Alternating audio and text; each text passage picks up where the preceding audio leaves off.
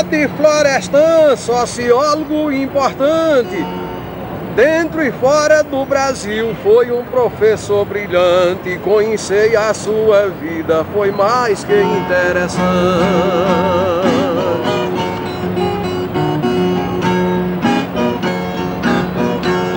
Filho da Dona Maria, uma pobre lavadeira, trabalhou desde menino sem tempo pra brincadeira. Pra melhorar sua vida não havia outra maneira.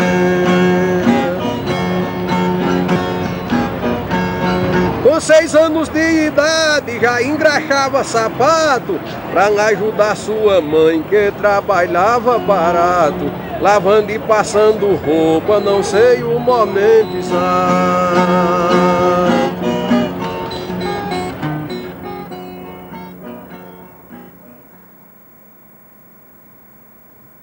Que esse modelo de dito desenvolvimento econômico que está sendo posto em prática hoje é um modelo de alta concentração da riqueza, da cultura e do poder nos países centrais. E os países da periferia vão ter o seu papel redefinido. Eles não vão ser só dependentes, eles vão ter nexos neocoloniais.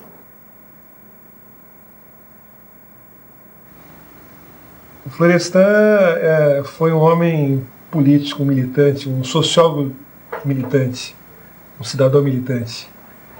Tudo que ele produziu como um instrumento de transformação da sociedade brasileira. E aí eu citaria a contribuição dele, sociológica, sobre a questão do índio, sobre a questão do negro, e para toda a classe trabalhadora brasileira, sobre a estratégia revolucionária no Brasil. Entende? A contribuição do Florestan Fernandes é uma coisa que historicamente representa um marco de produção política e de transformação social. Florestan, mesmo menino, nunca encontrou moleza, estudou com sacrifício, concluiu uma dureza. Só com estudo daria um fim àquela pobreza.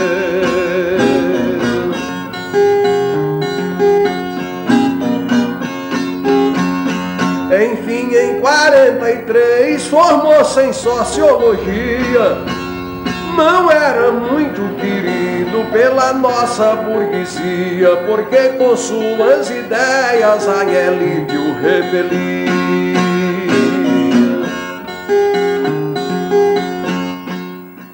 Existe um consenso da importância do Florestan Fernandes, né, para a institucionalização das ciências sociais no Brasil.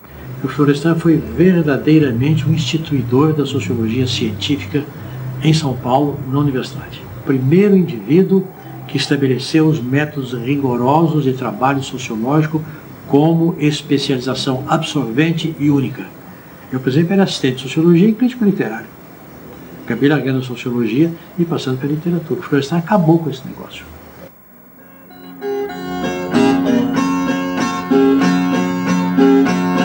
Tendo como espada o livro, Florestan foi homem digno. Estudou o negro e o índio e explicou o seu signo. A injustiça é quem manda nessa gente em tempo e fim.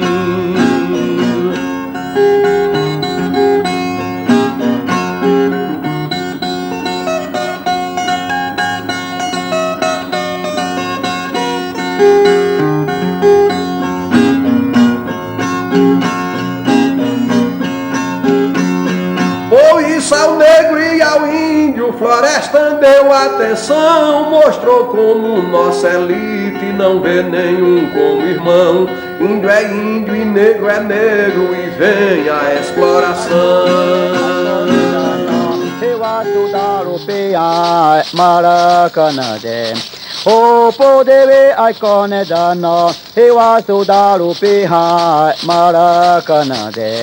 Ele inicia praticamente a sua carreira de sociólogo trabalhando em antropologia, né? Eu acho que outros devem ter dito isso, né? Com a sua tese de mestrado sobre a organização social do Tupinambá e a sua tese de doutorado sobre também o Tupinambá, a função social da guerra na sociedade Tupinambá. O primeiro trabalho dele de grande importância é o dos Tupinambá, que foi o doutorado dele, né? Florestan pega e ao contrário, ninguém acreditava que ele fosse capaz de realizar uma pesquisa daquela profundidade com uma comunidade extinta. E que o Florestan inova, nesse caso, quando ele, em lugar de usar o método para o estudo de populações vivas e contemporâneas ao pesquisador, ele usa a bibliografia, usa dados históricos e documentos. A escola pública tem sido relegada a uma posição secundária, deteriorada, o que faz com que a escola, que é pública, gratuita e democrática, seja negada à maioria da população. Florestan lembrava da campanha da escola pública com muito carinho, muita alegria, disse que foi talvez o movimento mais importante do qual ele tenha participado durante a vida toda. Dizia sempre para ele que ele não pertencia a partido nenhum e não precisava pertencer a partido nenhum porque ele sozinho era um partido. Isso eu sempre disse a ele. Esse é um caso típico, isso foi nos anos 60, Florestan, no fim dos anos 50, 59, 60. Diz que o Florestan lotava auditórios, incendiava auditórios, ele era a grande bandeira do movimento. E ele andou o Brasil inteiro nessa campanha. Foi uma coisa épica. Ele teve um apoio muito grande de grupos progressistas, teve um apoio muito grande da maçonaria e dos partidários do ensino leigo, né? Leigo, e nós demos grande apoio a ele, mas ele foi uma figura primordial nisso, extraordinária. O negro na sociedade, o mestre nos mostrou bem, pesquisou no meio deles e no do branco também, viu como a elite pensa, ser negro é ser igual ninguém.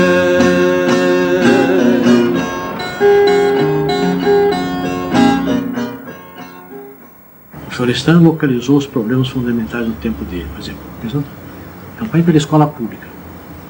Quando em 1950 ele participou da pesquisa sobre o negro, ele passou a ser um estudioso do problema negro, que é o problema social mais grave do Brasil, é o problema racial mais grave do Brasil. E coloca o negro do ponto de vista marxista, assim, o negro na sociedade de classe. Né? O negro faz parte do setor excluído pela sociedade. E ele é marcante exatamente por isso, porque ele rompe com uma tradição de pensamento, né? Um certo consenso existente na sociedade brasileira em que nós éramos um país absolutamente harmônico do ponto de vista racial, né? Em que nós vivíamos uma democracia racial, né? E o Florestan vai demonstrar, né, que isso é uma grande ilusão. Ele vai mostrar que é uma sociedade em que os preconceitos, né, o racismo atua de maneira violenta até. E chegou o tempo ingrato, veio a revolução, o militar tomou conta do rumo dessa nação. E muita gente foi presa por estar na contramão.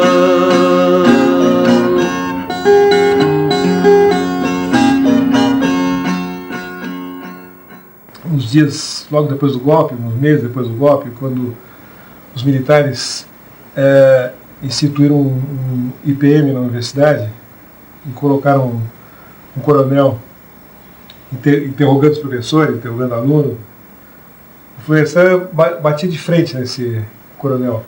Isso acabou fazendo com que o Florestan fosse para a cadeia. E eu me lembro que eu cheguei em casa, criança, e vi a casa cheia de intelectuais, jornalistas, minha mãe chorando e tal. E aí minha mãe me levou para o escritório do meu pai e falou: olha, filho, o seu pai vai ser preso, mas não é porque ele é bandido, porque ele cometeu algum crime e tal. Tentou explicar para mim o que estava acontecendo. E ele ficou detido 3 dias. No ano 69, com o AI-5 baixado, o professor Florestan da USP foi deslocado. Caçaram o seu mandato e também foi exilado.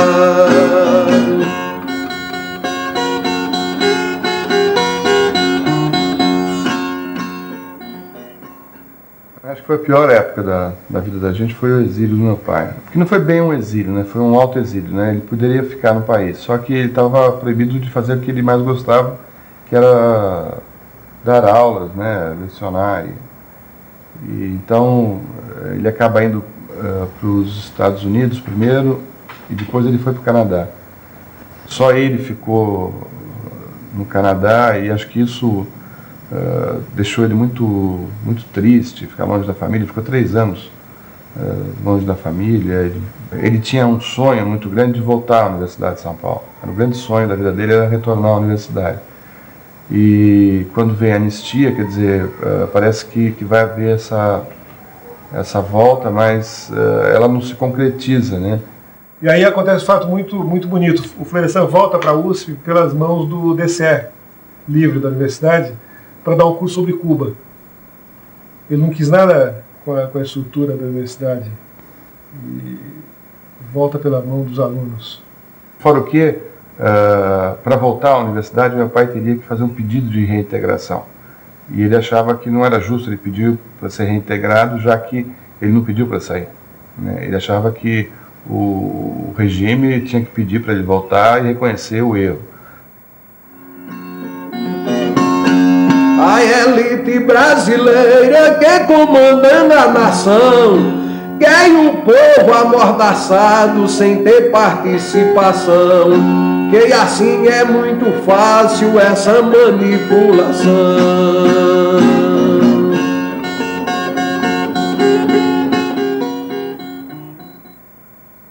No seu texto A Revolução Burguesa, ele está observando que esta formação social, né, não gerou uma burguesia, né, com capacidade de implementar um projeto burguês, digamos assim, semelhante, né, às burguesias europeias, em especial a inglesa e a francesa. O Florestan está preocupado em identificar, ou quem sabe até, né,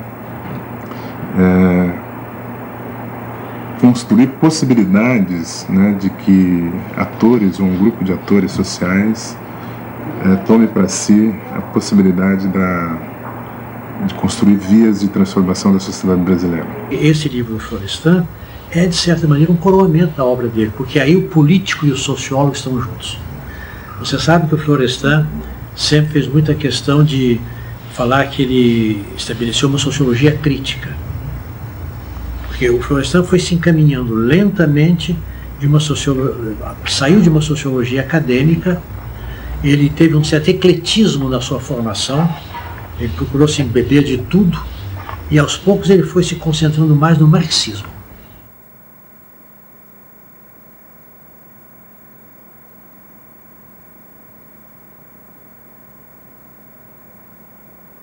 As previsões dele sempre se concretizaram. E aí eu falava para ele: puxa, o senhor tinha razão, né, naquela época, quando o senhor disse que a gente não devia ir para o colégio eleitoral para eleger o Tancredo, e acho que aquela ânsia que a gente tinha de ver o país redemocratizado e tal. Então, existia um movimento social muito forte que exigia eleições diretas pela construção que vinha se fazendo contra a ditadura militar. Então, a eleição direta, nós podia ter mudado a face do país, dado uma outra política para o país. A composição acaba sendo feita por cima, quer dizer, há uma transição da ditadura militar para uma democracia controlada pelos civis que participavam do regime militar, e que ele tinha razão, deveria ter ocorrido o rompimento, né? Teria sido muito melhor para o país, né?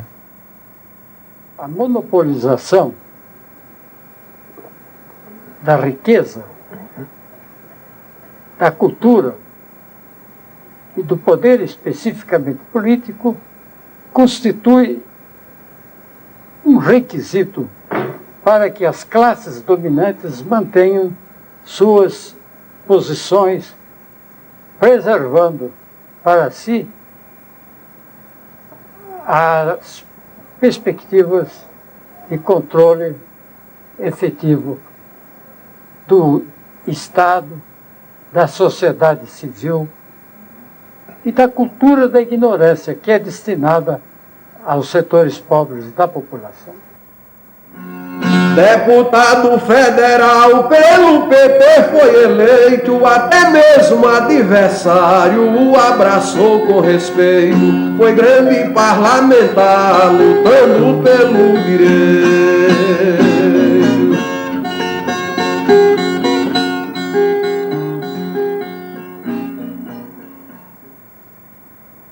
O Florestan foi ficando cada vez mais revolucionário, sobretudo depois que ele entrou para o PT. Porque aí ele se tornou, não que o PT seja um partido mais revolucionário do que os grupos a que ele pertenceu antes, mas porque no PT ele teve uma plataforma política a partir da qual ele pôde lançar a mensagem dele para toda a sociedade, como deputado, inclusive. Então a entrada dele é a entrada, digamos assim, a adesão de um intelectual que tinha uma imensa simpatia entre os pensadores, entre a inteligência brasileira. E isso trouxe um aporte muito importante para o PT, de modo que ele foi de cara um dos deputados federais mais votados do Partido dos Trabalhadores. E aí a gente foi numa reunião com o Lula, o Zé Dirceu e o Eduardo Suplicy. E aí nessa reunião, nesse encontro, ele decidiu sair candidato a deputado federal. E aí eu liguei para o Vladimir Saqueta, liguei para o Antônio Cândido, para o Otaviani, e falei, olha, meu pai é candidato, a gente precisa fazer a campanha dele. Né? Quer dizer, imagina, é maluquice total, né? A gente nunca tinha feito campanha, não sabe? Bem, o Florestan, eu acho que ele tinha uma noção bastante clara das limitações do parlamento, né? E da ampla maioria dos partidos conservadores no Congresso Nacional e na Constituinte também. Quando ele ia para a tribuna no plenário, ele já começou, já cansado, mas era uma fala que chamava a atenção, que as pessoas, os deputados paravam para ouvir, porque ele tinha um conteúdo político muito forte, e Florestan Fernandes, como ele era um intelectual, acredito que o mais respeitado do país, ele era ouvido, então a sua fala era ouvida, então Florestan Fernandes marcou muito. Todas as garantias de direitos que estão inscritas lá na Constituinte, entende? Tem, com o apoio e com a parceria que ele fez com os setores educacionais progressistas desse país, tem a mão do Florestan, assim como o texto da Lei de Diretrizes e Bases da Educação.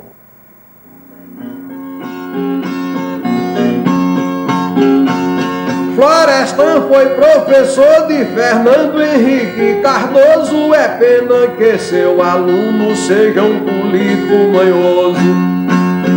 Renegue o seu passado, tem sido aluno faltoso.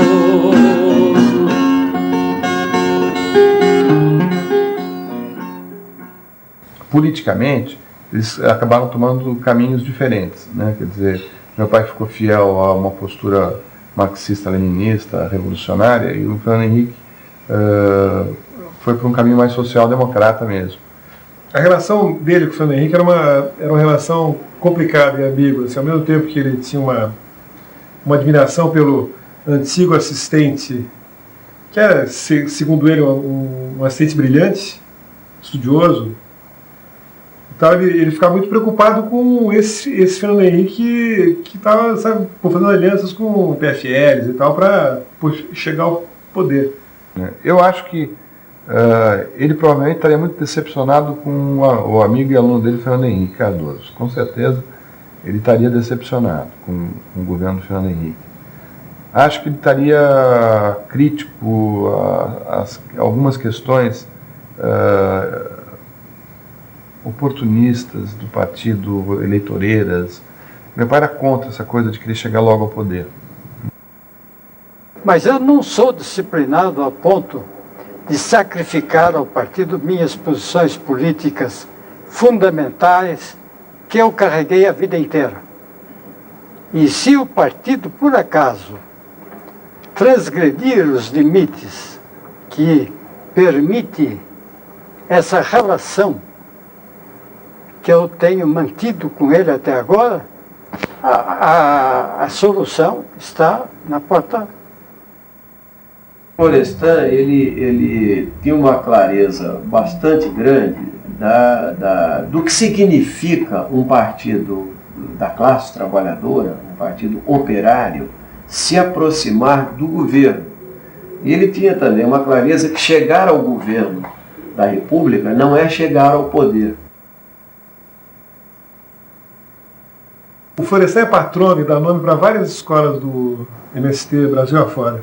Você dar um nome a uma escola, Florestan Fernandes, é reconhecer a sua teoria, a sua prática social na construção libertária dos homens e das mulheres. Era ele e a mãe, ele teve uma irmã que morreu cedo, né, e sempre foi a mãe e ele lutando para sobreviver.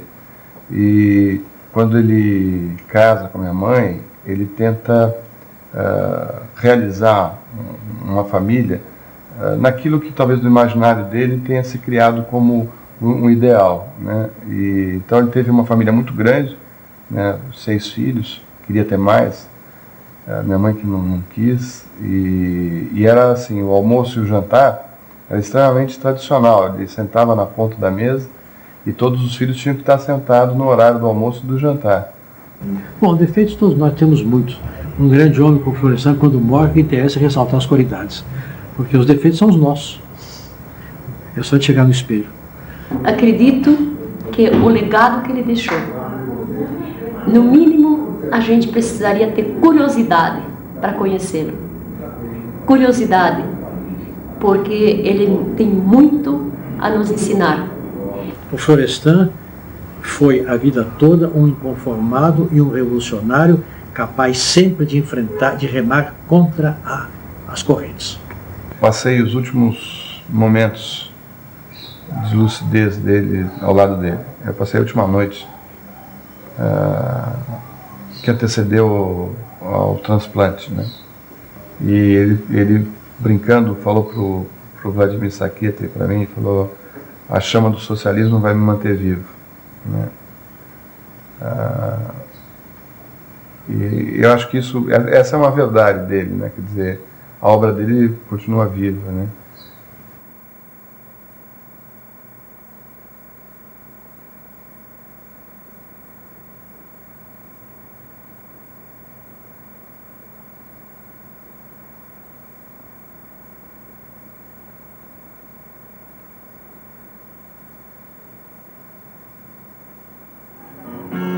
O Brasil perde a estrela, mas o brilho perpetua. Raios de sabedoria enchem de luzes a rua. Foi embora Florestan, mas a luta continua.